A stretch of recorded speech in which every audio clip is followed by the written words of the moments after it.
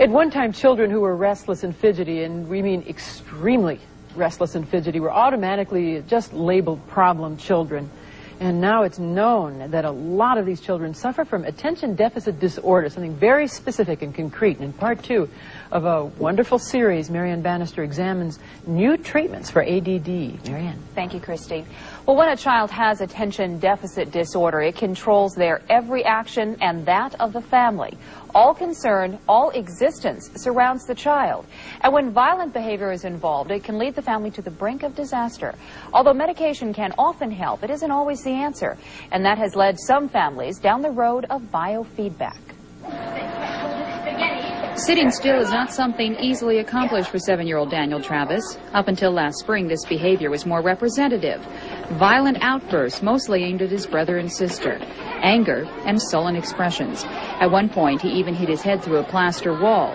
Poor grades and behavioral problems got him kicked out of school last spring. Daniel has attention deficit disorder, and it has nearly torn his family apart. He was just abusive To his other siblings? Classmates, siblings, and people that would be around him. You didn't cross him. Daniel was a person you didn't cross.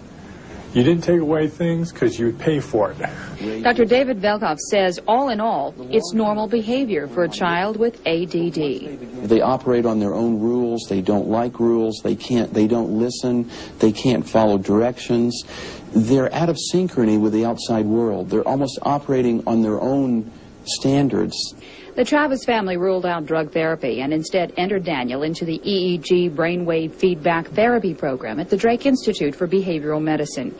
That was last April. Within a few weeks, Daniel was a new boy. He's now calmer, follows instructions, and rarely has an emotional or violent outburst. Just keep this going over the line.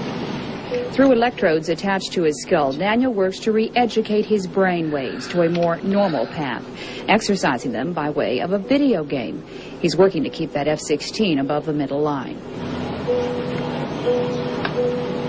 In our treatment, they're getting treatment on normalizing brain functioning.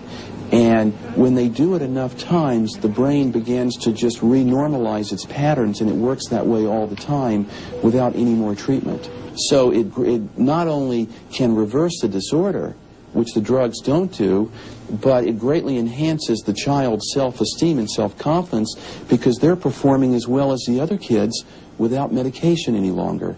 The EEG biofeedback treatment program has offered 16-year-old Scott Rutledge a future as well. We came here after trying and exhausting all the chemical alternatives like Ritalin and dextroamphetamines even, and none of them worked. I mean, I lost like 50 pounds with one of them, and they just, nothing worked, and this seems to work, actually. Indeed. After repeatedly flunking classes, Scott is turning in nothing but A's and B's in the first few weeks of the new school term. A far cry, his mother says, from the days when he hated to go to school. We started him, and it's been a miracle, a miracle. Researchers recently found ADD is not a condition that is outgrown, and it is plaguing many adults who don't even realize they have it. We'll have more on that for you tomorrow. It's like Christine pointed out also, biofeedback is harmless. It won't hurt the brain waves at all. You cannot hurt yourself going through this process. So for many people, the other avenues haven't worked. They're up to trying this, and it seems to be working for them. And if it gets results.